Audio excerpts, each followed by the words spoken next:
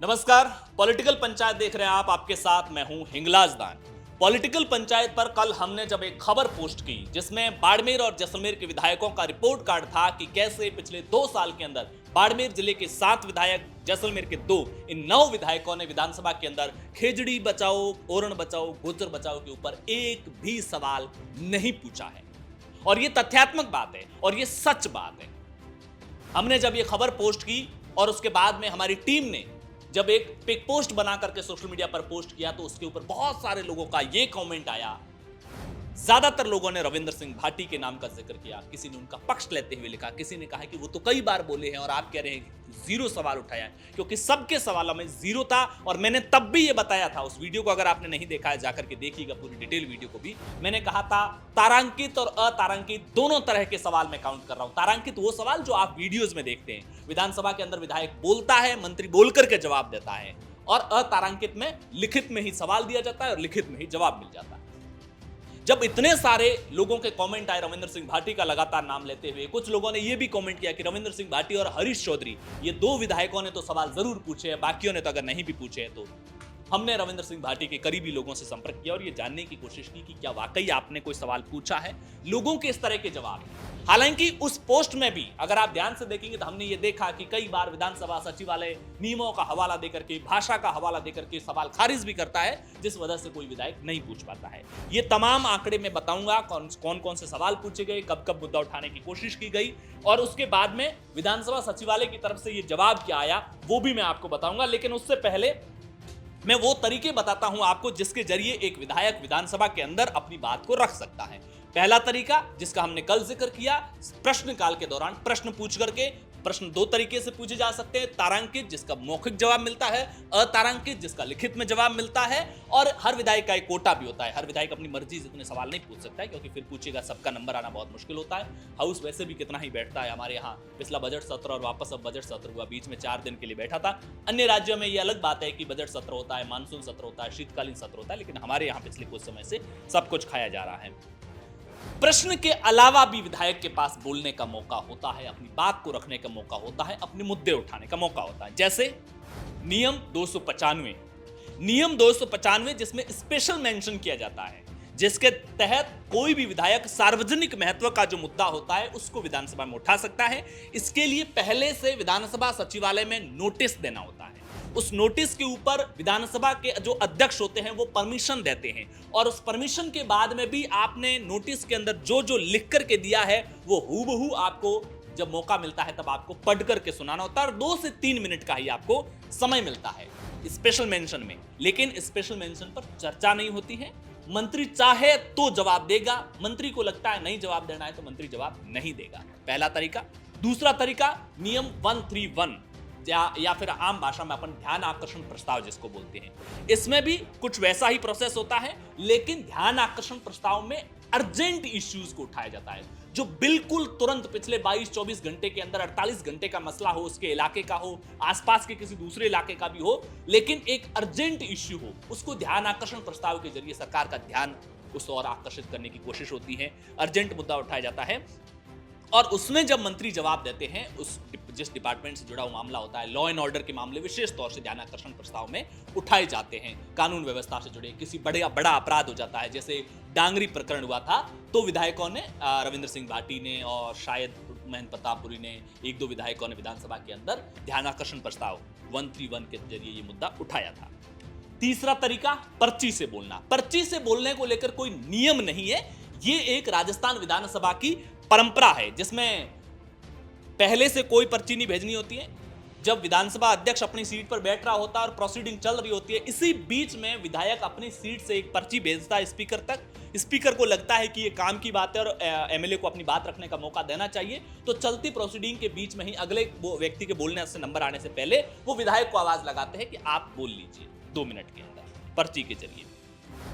स्थगन प्रस्ताव, चौथा तरीका बोलने का, लेकिन स्थगन प्रस्ताव थोड़ा हेवी होता है, इसलिए हर स्थगन प्रस्ताव स्वीकार नहीं होता। अगर आपने विधानसभा की कार्रवाई देखी हो तो प्रश्नकाल के बाद में जो जो स्थगन प्रस्ताव आए हुए होते हैं, जिनके विधायकों ने नोटिस दे रखे होते हैं, स्पीकर बोलता है कि ये 4 स्थगन प्रस्ताव आए, इनमें से इन 2 को मैं बोलने का मौका दे रहा हूं। वो विधायक 2 मिनट बोलता है, लेकिन एक भी स्थगन प्रस्ताव स्वीकार नहीं होता है, क्योंकि स्थगन प्रस्ताव का स्वीकार होना स्थगन प्रस्ताव में बहुत ज्यादा गंभीर मसलों को उठाया जाता है। वो हो सकता है किसी बड़े घोटाले से जुड़ा हो सकता है जनहित से जुड़ा ऐसा मसला हो जिस पर अगर चर्चा होती है तो विधानसभा के अंदर सरकार घिर जाती है। अगर कुछ बड़े स्थगन प्रस्तावों की अगर बात करें तो स्थगन प्रस्ताव को मोटे तौर पर आप अविश्वास प्रस्ताव के जैसा ही कह सकते हैं। सरकार टेक्निकली गिरती नहीं है, लेकिन अगर स्थगन प्रस्ताव पर चर्चा होती है तो सरकार नैतिक रूप से हार जाती है विधानसभा के अंदर। स्थगन प्रस्ताव मोटा मोटी 2021-22 के अंदर अशोक गहलोत सरकार के समय पेपर लीक और भर्ती घोटालों पर जिसमें चर्चा हुई थी, जिन पर चर्चाएं हुई सरकार गिरी, उनकी बात कर रहा हूं। बाकी तो हर चौथे दिन स्थगन प्रस्ताव आता है, लेकिन एक भी स्वीकार नहीं किया जाता है। 2017 के अंदर किसान आत्महत्या और कर्ज के मसले पर वसुंधरा राजे सरकार के समय हुआ था। 2013 में अशोक गहलोत सरकार के समय खनन घोटाले पर चर्चा हुई थी। 2002 के अंदर अशोक गहलोत सरकार के दौरान ही बिजली संकट और बिजली बिलों की बढ़ोतरी के समय हुआ था। 1992-93 बाबरी मस्जिद प्रकरण के बाद में भैरव सिंह शेखावत की जब सरकार थी, उस दौरान कानून व्यवस्था के ऊपर स्थगन प्रस्ताव था। और 1987-88 के अंदर सूखा और राहत जो घोटाला हुआ था उसको लेकर के चर्चा हुई थी। एक तरीका शून्यकाल भी होता है, उसी दिन नोटिस दिया जाता है और स्पीकर फैसला लेता है कि बोलने देना है या नहीं देना है, और मंत्रियों के जवाब शून्यकाल लगभग कम ही रखे जाते हैं क्योंकि बोलने का मौका दिया नहीं जाता है। अब आते हैं मूल मसले के अंदर। रविंद्र सिंह भाटी ने जब उनके नजदीकी लोगों से संपर्क करने की कोशिश की गई उनकी टीम से, तो जो डॉक्यूमेंट्स दिए उसके मुताबिक उन्होंने कई बार तारांकित और अतारांकित प्रश्नों के जरिए बोलने की कोशिश की, प्रयास किया, लेकिन विधानसभा सचिवालय के द्वारा उनके सवालों को खारिज कर दिया गया। पहला तारांकित सवाल, यह तारांकित सवाल उन्होंने 6 जनवरी 2026 को लगाया था और उसमें उन्होंने ये मांग की थी कि क्या यह सही है कि प्रदेश में सोलर ऊर्जा परियोजनाओं प्लांट्स की स्थापना के दौरान खेजड़ी संरक्षित प्रजाति खेजड़ी सहित अन्य पेड़ों की कटाई की जा रही है। यदि हां तो आज दिनांक तक प्रदेश में स्थापित और संचालित समस्त सोलर प्लांट से तो कुल कितनी खेजड़ी सहित अन्य पेड़ों की कटाई की गई। उक्त कटाई की जिलेवार और परियोजनावार संख्यात्मक विवरण सदन के पटल पर रखें।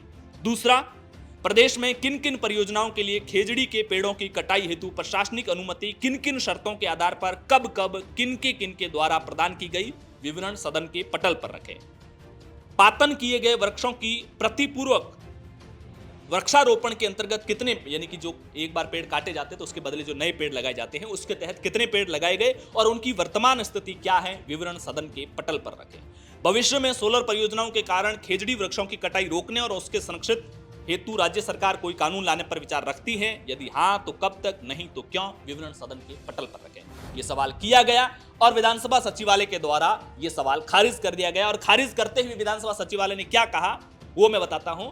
विधानसभा सचिवालय द्वारा कहा गया कि विधानसभा की प्रक्रिया तथा कार्य संचालन संबंधी नियमों के नियम 37, 2, 8 और 10 के अंतर्गत आपका जो सवाल है वो माननीय अध्यक्ष महोदय द्वारा अग्राह्य किया जा रहा है, यानी कि अस्वीकार किया जा रहा है।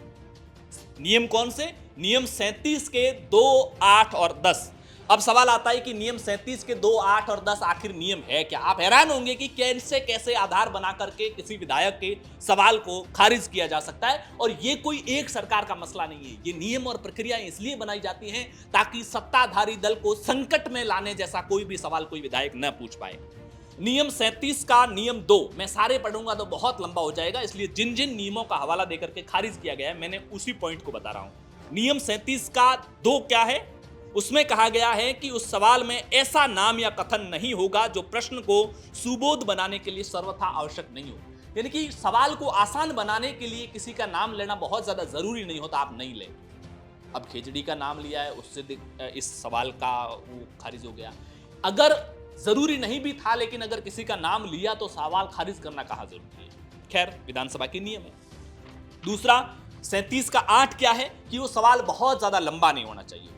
लंबाई के आधार पर भी आपका सवाल, लेकिन बहुत ज्यादा कितने शब्दों में होना चाहिए ये इसमें स्पष्ट रूप से लिखित नहीं है। ये विधानसभा के जो प्रक्रिया के तहत जो ऑफिशियल पेज है उसी का मैं ऑर्डर कॉपी अपने हाथ में लेकर के बैठा हूं।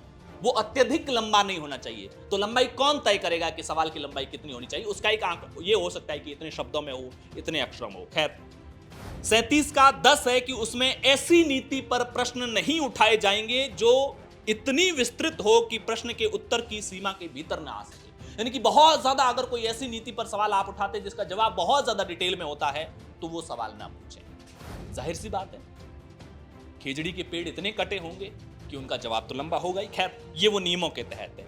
अब तारांकित सवाल के बाद में दो अतारांकित सवाल उठाए गए थे, जिसमें एक सवाल जोधपुर संभाग से जुड़ा हुआ था, एक बीकानेर संभाग से जुड़ा हुआ था। सवाल दोनों एक जैसे हैं, पहला 26 जनवरी को लगाया गया, दूसरा दोनों 26 जनवरी को लगाए गए थे। और मैं एक संभाग का सवाल पढ़ करके सुना देता हूं, क्योंकि दोनों संभागों के सवाल लगभग एक जैसे थे। जोधपुर संभाग में, क्या यह सही है कि जोधपुर संभाग में सोलर ऊर्जा परियोजनाओं प्लांट्स की स्थापना के दौरान संरक्षित प्रजाति खेजड़ी सहित अन्य पेड़ों की कटाई की जा रही है? यदि हां, तो पिछले 5 वर्षों में जोधपुर संभाग में स्थापित या संचालित हो रहे सोलर प्लांट्स के लिए कितने खेजड़ी के पेड़ों की कटाई की गई? उक्त कटाई की जिलेवार और परियोजनावार संख्यात्मक विवरण सदन के पटल पर रखें। दूसरा, जोधपुर संभाग में किन किन परियोजनाओं के लिए खेजड़ी के पेड़ों की कटाई हेतु प्रशासनिक अनुमति किन किन शर्तों के आधार पर कब कब किन के द्वारा प्रदान की गई? ये लगभग वैसे तारांकित जैसा ही सवाल है।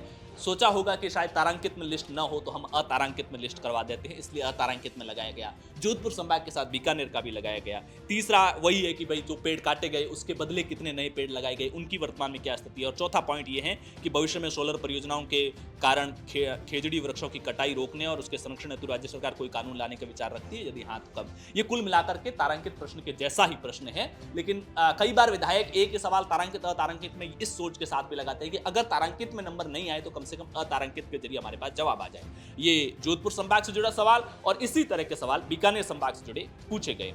इसके अलावा विशेष प्रस्ताव जो मैंने फिलहाल आपको जो नियम 295 बताया था स्पेशल मेंशन, उसके तहत भी विधानसभा में बोला गया है। वैसे ये पूरा लंबी चर्चा है 2 मिनट की, मैं आपको कुछ इसके इंपॉर्टेंट पॉइंट्स पढ़ करके बता देता हूं, जिसमें ये कहा गया कि पिछले 15 वर्षों में जोधपुर, जैसलमेर, बाड़मेर, बीकानेर जिले में 26 लाख से अधिक खेजड़ी के पेड़ काटे जा चुके हैं। आने वाले समय में लगभग 50 लाख खेजड़ियों को काटा जाएगा। इसके अलावा यह भी कहा है कि जिन इलाकों में ये प्रोजेक्ट लग रहे हैं, स्थानीय लोगों को ना बिजली मिली, ना CSR का लाभ मिला, ना ही युवाओं को रोजगार मिला, परिस्थितिकी तंत्र का नुकसान हो रहा है, पशुधन का खात्मा हो रहा है, चारागाहों का नाश हो रहा है, पलायन बढ़ा है। इसके अलावा यह भी कहा है कि मैं इस सदन में जितने भी आंदोलन चल रहे हैं खेजड़ी बचाओ, उरण बचाओ को लेकर के, उन जन आंदोलनों को पूर्ण समर्थन देता हूं। प्रदेश सरकार से आग्रह करता हूं कि खेजड़ी संरक्षण हेतु कठोर कानून लाया जाए। तो ये वो सवाल थे जिनको पूछने का प्रयास किया गया, लेकिन विधानसभा सचिवालय द्वारा नियमों का हवाला देते हुए खारिज कर दिया गया। और जो मैंने नियम 295 बोला है वो विधानसभा की प्रक्रिया में है, उसको विधानसभा के भीतर बोला गया है। हालांकि जो कुछ लोगों का ये मानना था कि जो कल की हमारी रिपोर्ट में वो आंकड़े गलत थे, वो आंकड़े सही थे, क्योंकि हमने इसे विधानसभा की ऑफिशियल डेटा से मैच करते हुए लिए कि किन किन विधायक ने सवाल कितने पूछे। तो पूछे तो है ही नहीं। ये अलग बात है कि जैसा रविंद्र सिंह भाटी के आंकड़े हैं, हो सकता है एक दो और भी विधायक हो जिन्होंने सवाल पूछे हो, लेकिन उनके भी सवाल खारिज हुए हो। सरकार खेजड़ी, ओरण, गोचर को लेकर के बाड़मेर, जैसलमेर के विधायकों का तो अब तक एक भी सवाल विधानसभा में पूछा गया नहीं है। उन्होंने अन्य विधायकों ने एक का तो डेटा हमारे पास आया है, अन्यों ने या तो पूछा नहीं होगा या उनके भी सवाल इसी तरह से खारिज हुए। आपकी क्या कुछ राय है कमेंट बॉक्स में जरूर बताइएगा। पॉलिटिकल पंचायत पर पहली बार आए हैं तो सब्सक्राइब, फॉलो, लाइक, शेयर जरूर करें। शुक्रिया।